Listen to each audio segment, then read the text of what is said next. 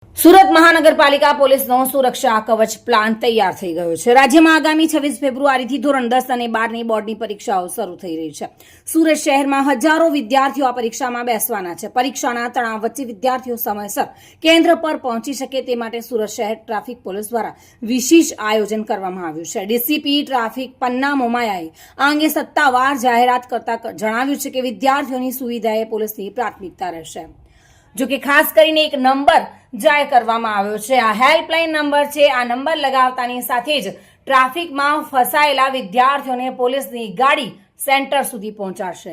ખાસ કરીને આ નંબર તમે પણ નોટ કરી લો, 7434095555 એટલે કે 34 340 95 555 આ નંબર સેવ કરી લેજો। સુરતમાં કોઈ પણ વિદ્યાર્થી ટ્રાફિકમાં ફસાશે તો પોલીસની ગાડી આ નંબર પર તમને તુરંત સંપર્ક કરવાથી સેન્ટર પર પહોંચાડશે।